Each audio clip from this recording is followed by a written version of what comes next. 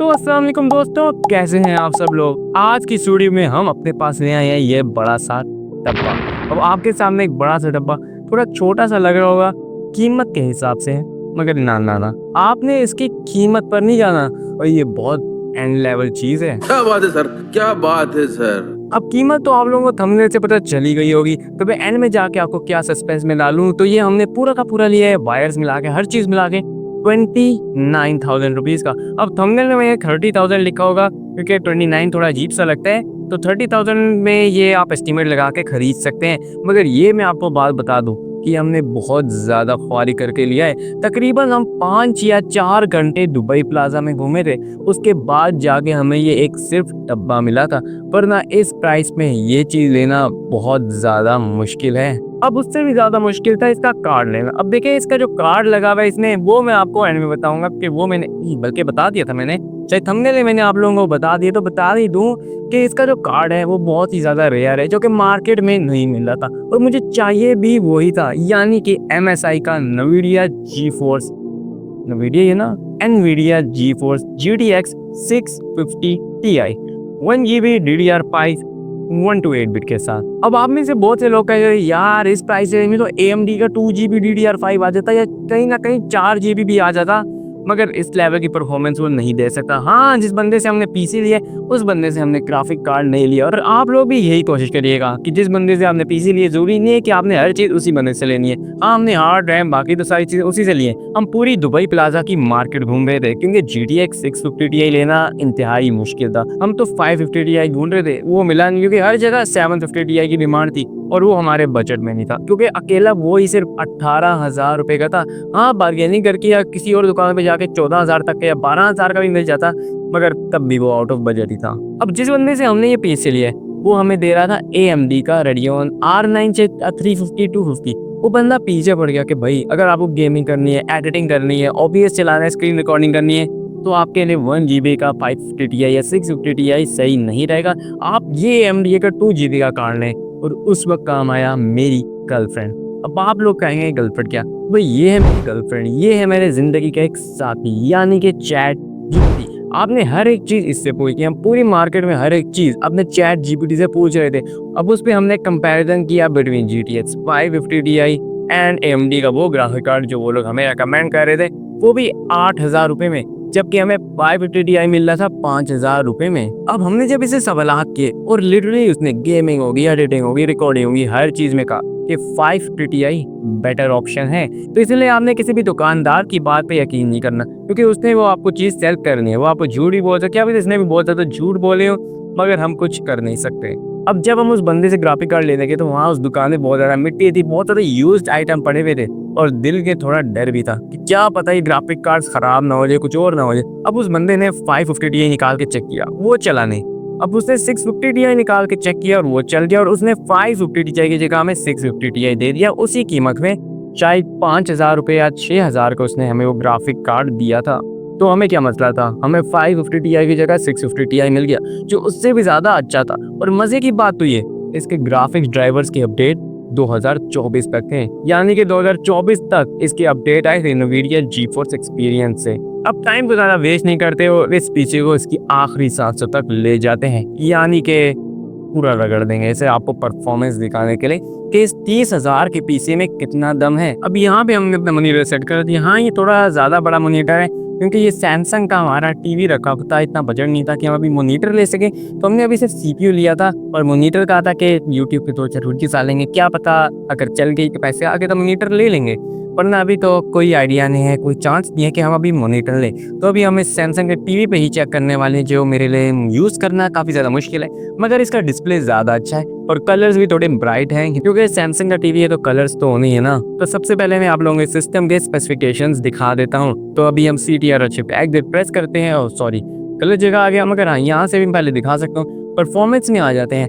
अब यहाँ पे आप CPU देख लें, ये Intel RX Xeon CPU E3 1225 V3 3.20 GHz। अब बहुत से लोग यहाँ पे वीडियो क्या पता छोड़ के भाग जाए, ये कौन सा प्रोसेसर है, कौन सा CPU। और इसी तरह मैं भी उस दुकानदार से भाग गया था पहली बार ये CPU देख के ये कौन सा है मुझे तो नहीं पता, ये Xeon का प्रोसेसर है क्या पता, मगर वो बंदा मुझे कह जा रहा था कि ये i5 थर्ड से ज़्यादा बेहतर है, क्योंकि मैं i5 थर्ड उसके पास लेने गया था और उसने कहा ये i5 थर्ड से ज़्यादा बेहतर है। तो मैं उसके बाद सीधा चला गया अपनी गर्लफ्रेंड के पास, वो मैं आपको भी दिखा भी देता हूँ। मैंने डायरेक्ट खोल लिया गूगल, वहाँ से मैं गया ChatGPT पे, और यहाँ पे आने के बाद मैं सिंपली थोड़े टाइम लगेगा क्योंकि नेट थोड़ा स्लो है। अब यहाँ पे हमारा ChatGPT खुल चुका है और अब मैं इससे पूछूंगा वही प्रोसेसर वही स्पेसिफिकेशन कि किसके इक्विवेलेंट है। अब यहाँ पे हमने इससे पूछ लिया कि इंटेल Xeon RE41E3 लिखना था, हैशटैग आ गया i3 is equal to which Intel i processor. तो इसने हमें जवाब दिया, so in everyday tasks or gaming your E3-1225V3 is equivalent to i5-4570। अब आपको इससे तो समझ आई गई होगी कि i5 4 के ही बराबर था, तो जब मैंने ये देखा कि यार ये तो इसके बराबर है तो क्यों ना यही ले लिया जाए, क्योंकि ये i5 4 के बराबर है और मैं i5 थर्ड ढूंढ रहा था तो मुझे उस प्राइस में, बल्कि उससे थोड़ी कम प्राइस है मार्केट में, ये मिल गया। क्योंकि मार्केट में मैंने 3-4 घंटे ख्वार होने के बाद सबसे सस्ता पीसी यही मिला था और ना इस प्राइस में ये वाला पीसी लेना बड़ा मुश्किल हो रहा था मेरे लिए। मिल जाता मगर थोड़ी और ख्वारी करनी पड़ती। अब यहाँ पे इसमें 4 कोर्स हैं और आपके पास 4 थ्रेड्स हैं और उसके बाद यहाँ पे 3.20 गीगाहर्ट्ज़ इसकी बेस स्पीड है। इंटेल का Xeon CPU है E3-1225V3। अब उसके बाद हम आ जाते हैं इसकी रैम में। अब रैम मैंने लगवाई 16 GB की DDR3 रैम, जो कि 1600 मेगाहर्ट्ज़ की, 4 इसमें रैम स्लॉट्स थी और जिसमें से 3 यूज़ हुई हैं, 2 4 GB की, एक 8 GB की लगवाई थी मैंने, ताकि एक डिस्क खाली रहे, ताकि अगर बाद में मैंने कभी स्लॉट में रैम इंस्टॉल करनी है, अपग्रेड करना, तो मैं कर सकूं। अब उसके बाद हमने इसमें 122 GB की मतलब 128 GB की SSD लगवाई, जो कि 8 GB तो वैसे ही ख़त्म हो जाते हैं अपने आप ही और बाकी 120 GB रह जाते, ये लगवाई थी। और उसके बाद हमने एक हार्ड ड्राइव लगवाई थी 500 GB की, 466 GB की, बाकी पता नहीं कहाँ चले जाते हैं, और 166 GB की। वाईफाई का वो USB जो थी मेरे पास थी, जो कि इतनी अच्छी काम नहीं करती। मैं आप लोगों को ये रिकमेंड करूँगा कि आप पैसे लगा रहे हैं तो USB ना लिएगा, आप डायरेक्ट वाईफाई कार्ड ही लिएगा। अगर लैन है तो वो ज़्यादा बेहतर है, क्योंकि लैन से ज़्यादा बेहतर और कोई चीज़ हो नहीं सकती, क्योंकि वायर्ड है ना। उसके बाद आते हैं अपने GPU पे। अब ये GPU था हमारा 650 Ti, ये 1 GB DDR5 128 बिट है। आपको नीचे करके दिखा देता हूँ, ये 1 GB इसकी डेडिकेटेड GPU मेमोरी है। अब यहाँ पे इंटेल का GPU इसलिए नहीं दिखा रहा क्योंकि ये जो सिस्टम से पुराने CPU थे वो ऑटोमेटिकली पुराने GPU यानी कि इंटीग्रेटेड GPU को डिसेबल करके इस GPU पे चलाने लग जाते हैं। ये गलत नहीं है क्योंकि ये प्रोसेसर यानी कि GPU ज़्यादा पावरफुल है। अब इसको हम यहाँ से बंद कर देते हैं। अब उसके बाद क्या आपको दिखाना है, अब इसके बाद आपको दिखाते हैं हम इसके बेंचमार्क्स। अब मैं आपको दिखा देता हूँ बेंचमार्क्स। तो बेंचमार्क्स के लिए मैंने माइक्रोसॉफ्ट स्टोर से डाउनलोड किया था साइन बेंच। मैं फटाफट से वो खोल लेता हूँ और इसमें हमें सिर्फ प्रोसेसर्स के ही बेंचमार्क्स मिलेंगे, हमें उसके बेंचमार्क मिलेंगे GPU के। GPU के लिए मैं स्ट्रेस माई GPU पे भी जा सकता हूँ, मगर GPU को चेक करने के लिए गेम्स से बेहतर और कोई चीज़ नहीं होती। अगर आप कभी गेमिंग लैपटॉप ले रहे हैं, कोई और second hand laptop graphic card के बगैर भी ले रहे हैं, तो आपने हमेशा गेम्स उस पर ट्राई करनी है खेल के, क्योंकि गेम से ये असल पता चलता है, बाकी GPU से पता नहीं चलता कि इस प्रोसेसर GPU में कितनी पावर है प्रोसेसर में।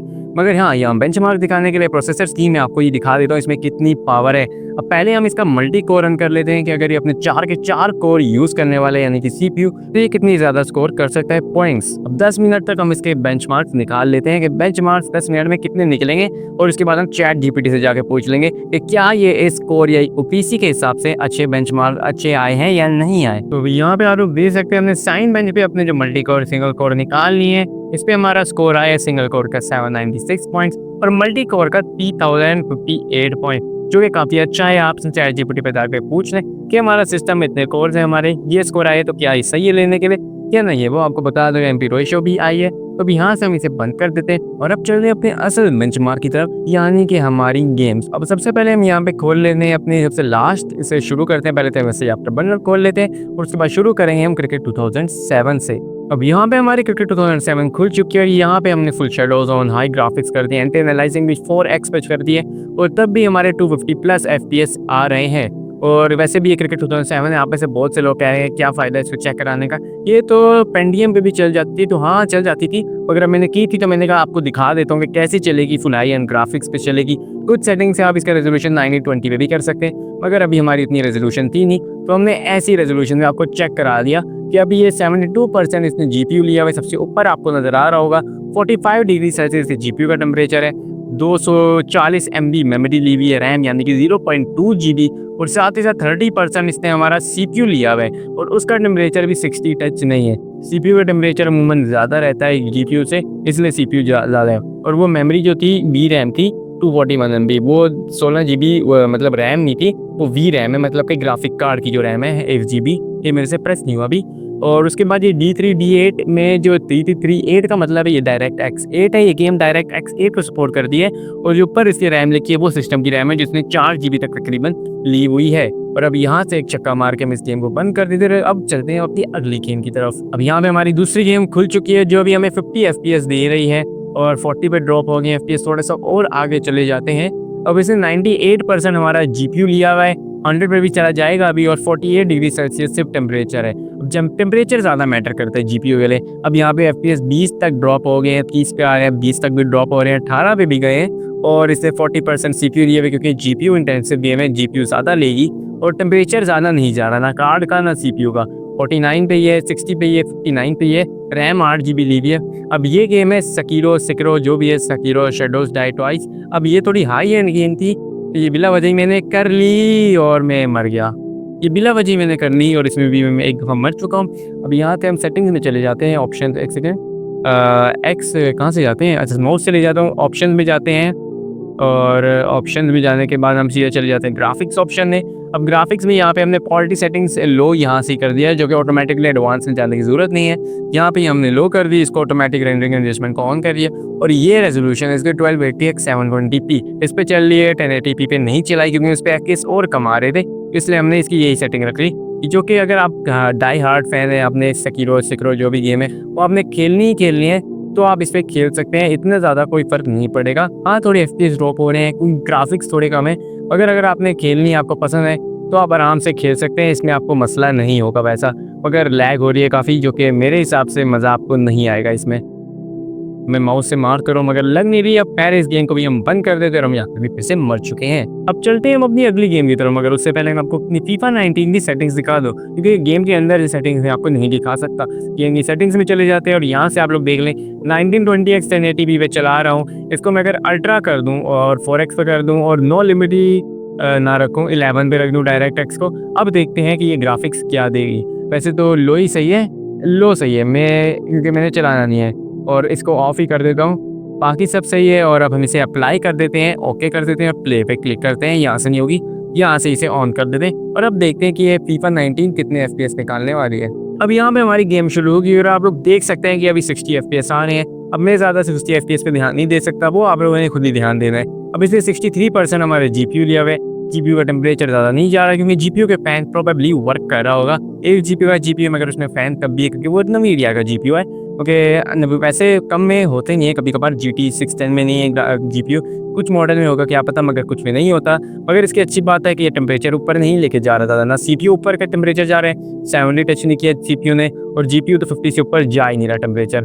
बाकी सब आपके सामने है, 60 FPS पे लॉक किए हुए FPS, क्योंकि ताकि FPS ज़्यादा शटर ना हो, क्योंकि असल मसला दे देते हैं कभी कभार, मगर अभी तो कोई मसला नहीं दे रहे, ना FPS ना कुछ और मसला दे रहे हैं, कोई लैग नहीं हो रही। बोटल लैग पता नहीं होता कि, मुझे पता नहीं है बोटल लैग का मतलब, वो भी नहीं आ रहा होगा यूजुअली, और FPS तो ड्रॉप हो नहीं रही क्योंकि गेम ज़रा सी भी लैग नहीं हो रही। हम थोड़ा सा और आगे चले जाते हैं, और एक सेकेंड, एक ज़रा अरे यार ये छोड़ो, अभी हम यहाँ पे अपनी गेम को बंद कर देंगे। जितना आप लोगों को दिखाना था वो तो मैंने आपको दिखा दिया। एक कांस्टेंट 60 FPS आ रहे हैं FIFA 19 में। वैसे तो मैंने FIFA 20 करनी थी, वो दरअसल हुई नहीं। FIFA 22 मेरे हिसाब से नहीं चलनी चाहिए, क्या पता चल जाए, अगर आप करके देख लें। वैसे चलनी तो नहीं चाहिए थी, आप करके देख लें, अगर चल गई तो आपकी खुशकिस्मती है, चल जाएगी। वैसे मैं FIFA 20 कर रहा था, वो मुझे मिली नहीं, जो मैंने FIFA 19 कर ली। और वैसे सेम ही होती है, थोड़ा ग्राफिक का फ़र्क होता है, थोड़ा गेम प्ले का फ़र्क होता है, वो आप लोग अपने हिसाब से देख लें और जो आपने गेम करनी है कर लें। बाकी FIFA 19 बहुत अच्छी चल रही है।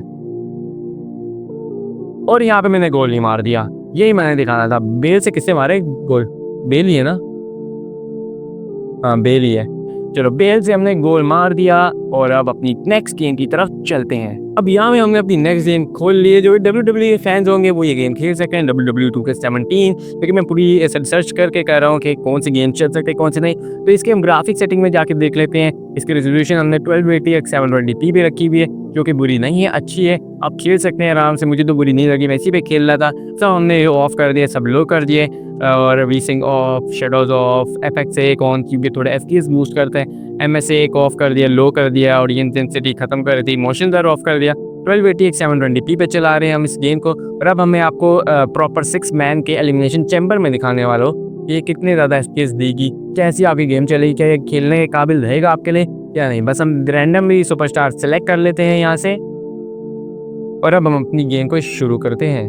अब यहाँ पे आप लोग देख सकते हैं कि अभी मैं तो नहीं खेल रहा, मगर मैं भी खेलूंगा तो यही FPS आएंगे, हर चीज़ यही आएगी। मेरे खेलने ना खेलने से कोई फ़र्क नहीं पड़ता। फिर गलती से मैं एलिमिनेशन चैम्बर के अंदर ही अभी भी, मगर FPS इतने ही आएंगे। 60 पे लॉक होते हैं इस गेम के FPS, 60 से ऊपर FPS नहीं जा सकते WWE की गेम के, इतने ही FPS आएंगे। 100% इसने GPU लिया हुआ है, टेम्परेचर CPU का ऊपर नहीं जा रहा, मतलब GPU का ऊपर नहीं जा रहा ज़्यादा, CPU का उतर ही है 66 पे, 70 टच नहीं कर रहा। रैम इसने ली हुई है। बाकी गेम प्ले मुझे स्लो लग रहा था, मगर मुझे इतना खास स्लो नहीं लगा क्योंकि मैं 2K24 खेली हुई है, 2K25 खेलता हूँ, तो इसलिए उसके हिसाब से मुझे थोड़ा गेम प्ले स्लो लग रहा था। मगर उन गेम्स का गेम प्ले वैसे ही फास्ट है और उन गेम्स का पहले वाली गेम्स का स्लो गेम प्ले था, तो इसलिए भी फ़र्क पड़ रहा होगा। बाकी ग्राफिक्स वाइज या विजुअल गेम प्ले बहुत बुरा हो वो कोई बात नहीं है, लैग हो रहा हो तो वो नहीं हो रहा, वो आपको FPS से ही पता चल रहा है क्योंकि FPS कांस्टेंट 50+ है। ड्रॉप होते भी हैं तब भी वो 40+ ही रहते हैं, कम नहीं होते ज़्यादा।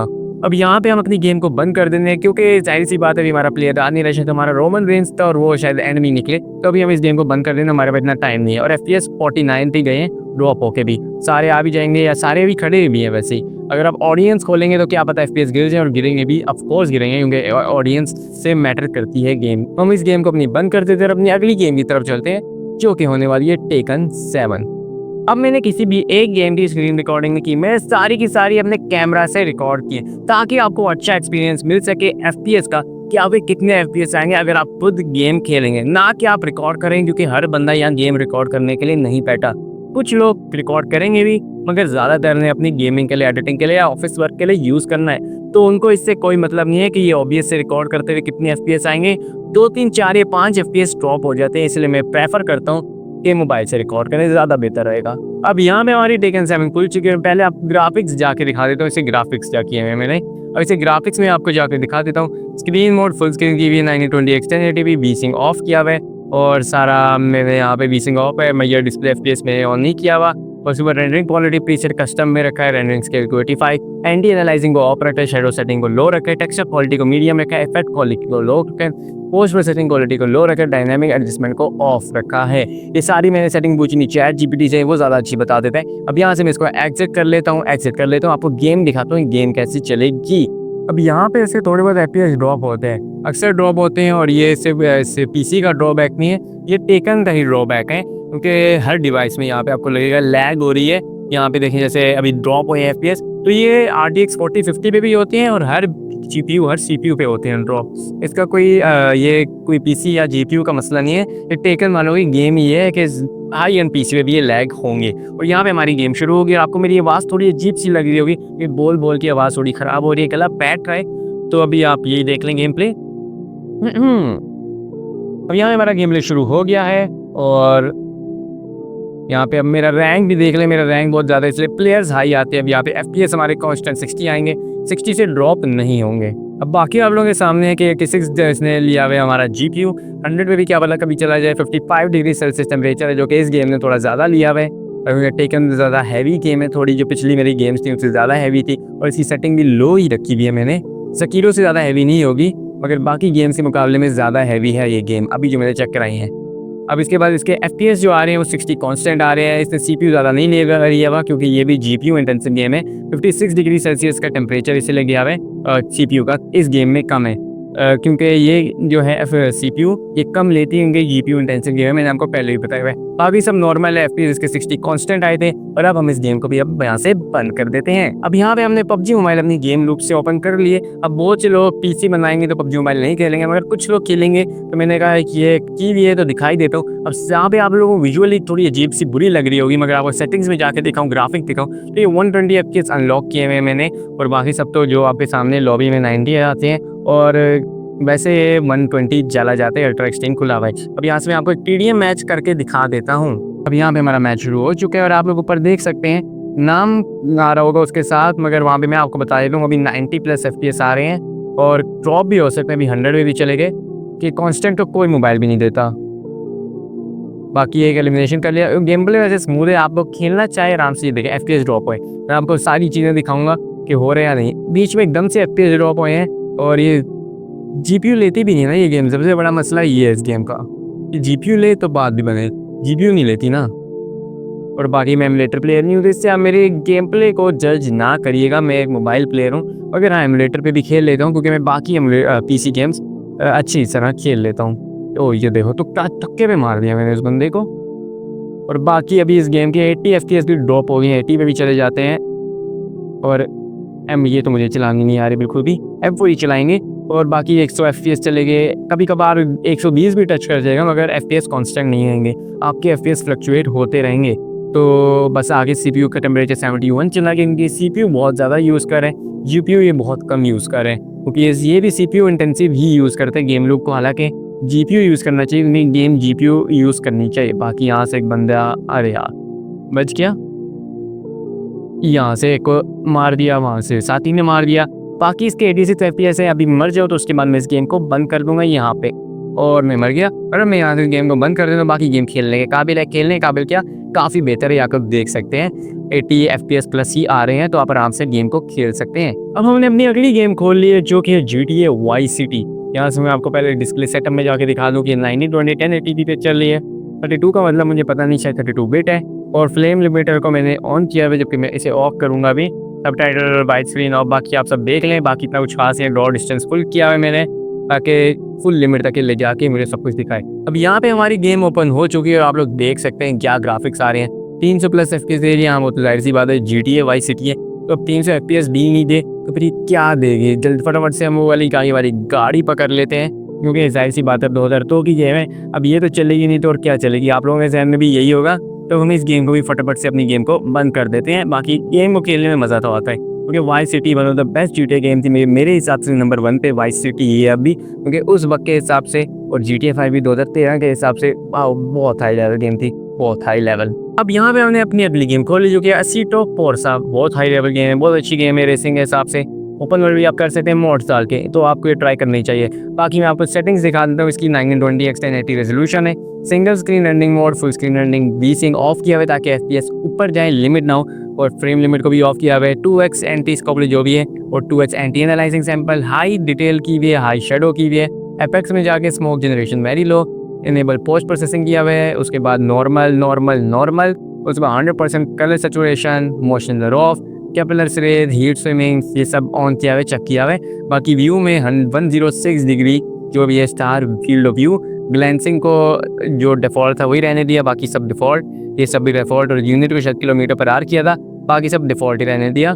रिफ्लेक्शंस में हमने आके नॉर्मल, और ये भी सब हमने डिफ़ॉल्ट ही रहने दिया। बाकी मैं आपको रेस लगा के इसके बाद दिखाता हूँ, मगर क्या पता मेन्यू में थोड़ा लैग हो रहा हो, तो मेन्यू में लैग हो रहा हो तो आप लोगों ने टेंशन नहीं लेनी है, मैंने पता नहीं क्या खोल दिया, क्योंकि मेन्यू में मेरी भी लैग हो रही थी, मगर गेम प्ले के वक्त मक्खन की तरह चली थी। अब यहाँ पे हमारी गेम शुरू हो चुकी है, मैं फटाफट से ड्राइव पे क्लिक करता हूँ और इसको भी थोड़ा सेट कर देता हूँ, और अब देखते हैं कि कैसी हमारी गेम यहाँ पे चलने वाली है। शुरू में तो 50 FPS दे रही है, ये बाद में भी 50 FPS दे के ग्राफिक्स विजुअली बहुत अच्छे लगे अभी मुझे तो।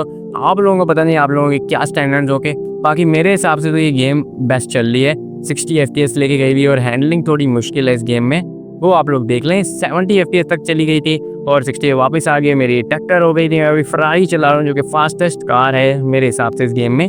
बाकी मेरे से आगे निकल, मैं घास पे चला रहा हूँ यार, और ठुक रही है। बाकी 70 FPS आ रहे हैं, 100% लिया हुआ है इसने GPU, और बाकी 30,000 के हिसाब से ये PC मेरे हिसाब से तो बहुत बेहतर है, बहुत ज़्यादा बेहतर है। आप लोगों के पास चूँकि 30,000 का बजट है, तो आप मेरे हिसाब से इस मतलब मैंने जो स्पेक्स लिए हैं इस तरह स्पेक्स ले सकते हैं। बाकी AMD ग्राफिक कार्ड में ना चाहिएगा, मेरी पर्सनल रिकमेंडेशन है GTX की सीरीज़ की तरफ जाइएगा, क्योंकि GTX एक NVIDIA का जो ग्राफिक कार्ड था ना पहले, एक ग्राफिक कार्ड मतलब कि 1 GB का, वो AMD के 3 GB के बराबर है, और जो 3 GB का NVIDIA ग्राफिक कार्ड है वो AMD के 8 GB के ग्राफिक कार्ड के बराबर था। ये पुराने ग्राफिक कार्ड की बात कर रहा हूँ, ये नए की बात नहीं कर रहा, पहले ऐसे ही था। NVIDIA बहुत बेहतर है AMD से पहले जो पुराने ग्राफिक कार्ड थे। तो अगर आपके पास लो प्रोफाइल ग्राफिक कार्ड लेने सस्ते, तो आप NVIDIA को चूज करिएगा, AMD की तरफ मत जाइएगा। बाकी हम इस गेम को भी बंद कर देते हैं। 70 FPS दे रहे हैं, क्वालिटी अच्छी, ग्राफिक्स अच्छे हैं, और बस बंद कर देते हैं इस गेम को। तो अभी यहाँ पे आप लोगों की भी फेवरेट और मेरी भी फेवरेट GTA 5 ओपन हो चुकी है, पर अभी आप लोग FPS देख सकते हैं कि 63 FPS आ रहे हैं, 63 FPS 64 FPS आ रहे हैं, जो कि स्मूथ गेम प्ले दे रही है अभी हमें। यहाँ पे भी वो 60 FPS आ रहे हैं। रैम इसने 8 GB यूज़ की है, 75%, 92% तक CPU ले गई है, 90 मतलब 100% GPU लिया हुआ है। टेम्परेचर 50 को भी टच नहीं किया GPU ने, और साथ ही साथ CPU का टेम्परेचर 65 है, 70 तक नहीं गया, किसी एक गेम में 70 तक नहीं गया टेम्परेचर। बाकी 78% इसने अभी CPU लिया हुआ है, CPU ऊपर भी जा सकता है और FPS हमारे 60 ही आ रहे हैं। क्या पता ड्रॉप होकर 50-40 में भी चले या 50 में भी आ गए, मगर 40 में भी जा सकते हैं, मगर इससे ज़्यादा कम नहीं जाएंगे। मगर बहुत अच्छा गेम प्ले आएगा, GTA 5 का बहुत ज़्यादा अच्छा गेम प्ले आएगा। अब आप लोग ग्राफिक्स देख लें, आपको लग रहा है कि ये कोई मैंने लो सेटिंग की हुई है, कुछ छेड़ा होगा। हाँ छेड़ा है मैंने चीज़ें, मगर लो सेटिंग बिल्कुल भी नहीं है। ये बहुत अच्छे ग्राफिक्स दिखा रही है। अभी GTA पर शेडोज़ भी आ रहे हैं, सब कुछ आ रहा है। ये देखें कितना स्मूथ गेम प्ले चल रहा है यार, बॉटल लाइक पता नहीं होता कि वो भी नहीं आ रहा। और FPS तो वैसे ही 50+ है, जो कि बहुत अच्छी चल रही है गेम। और यहाँ से भी हम यहाँ से निकालते हैं और अब मैं आपको सेटिंग दिखा देता हूँ कि इसकी सेटिंग है क्या। अब सेटिंग्स में चले जाते हैं, फटाफट से प्रेस हो जाओ। अब ग्राफिक्स में आके मैं आपको ग्राफिक्स दिखा देता हूँ। इसलिए लिमिट एक्सीड की भी आपने इग्नोर करना है सजेस्टेड लिमिट्स को, क्योंकि ये GPU 1 GB से ऊपर तक चला सकता है गेम को आसानी से। इग्नोर कर दें सजेस्टेड लिमिट को, मैंने इग्नोर किए, इसे ऑन किया। डायरेक्ट एक्स वर्जन को 11 पे रखें या 12 पे, मुझे नहीं पता, 12 पे चैट GPT से पूछ लेगा, वो आपको बेहतर बता देगा। अब रेजोल्यूशन यहाँ पे हमने फुल 1080p पे चला रहे हैं। इस गेम को भी मैंने पॉज किया है आपके सामने। उसके बाद 60 हर्ट्ज पे इसका रिफ्रेश रेट है, FXA को ऑन रखें क्योंकि ये थोड़े FPS बढ़ाती है गेम के, बूस्ट करती है FPS पे, इसलिए उसे ऑन रखें। MSA को ऑफ रखें, बीसिंग को हमने ऑफ रखें, pause game on focus loss को हमने ऑन रखें। पॉपुलेशन डेंसिटी, पॉपुलेशन वैरायटी इसको 40, 40 और 30 रखें। डिस्टेंस स्केलिंग को, texture quality normal, shader quality को हाई, शेडो क्वालिटी को नॉर्मल, रिफ्लेक्शन क्वालिटी को नॉर्मल रिफ्लेक्शन, MSA को ऑफ, वाटर क्वालिटी को नॉर्मल, पार्टिकल्स और ग्रास क्वालिटी को भी नॉर्मल, सॉफ्ट शेडोज़ को सॉफ्ट टच रखें, पोस्ट एफेक्ट्स को नॉर्मल रखें। उसके बाद यहाँ पे आ जाते हैं एंटी कोलो फिल्टरिंग, इसको हमने 4x पे रखें। एम्बिएंट ऑक्लूशन को ऑफ, टेस्लेशन को ऑफ। बाकी ये सब था। उसके बाद एडवांस में चले जाते हैं। एडवांस वैसे मैंने कुछ छेड़ा नहीं था, मगर तब भी आपकी खुशी के लिए एडवांस में दिखा देता हूँ कि कुछ भी ऑफ, मैंने कुछ नहीं छेड़ा, सब ऑफ ही है। बाकी ये गेम वैसे ही चल रही है जैसे चल रही थी, बहुत स्मूथ चल रही है। 50+ अभी भी FPS दे रहे हैं, आहिस्ता आहिस्ता करके ऊपर चले जाएंगे FPS। और बाकी आप लोग गेम प्ले देख सकते हैं कि ये अगर आपने GPU या CPU लेना है, इसका कॉम्बो तो बेस्ट है, बेस्ट रहेगा 30,000 के लिए। मेरे हिसाब से आप लोग इसकी तरफ जा सकते हैं। और ये मैंने लिया था दुबई प्लाजा से, दुबई प्लाजा रावलपिंडी में। मैंने ये दुकान का एड्रेस नहीं पता ना कार्ड पता है, बाकी मैंने दुबई प्लाजा से ये CPU और GPU लिया था। बहुत ख्वारी की थी, आपको इंशाल्लाह मिल जाएगा।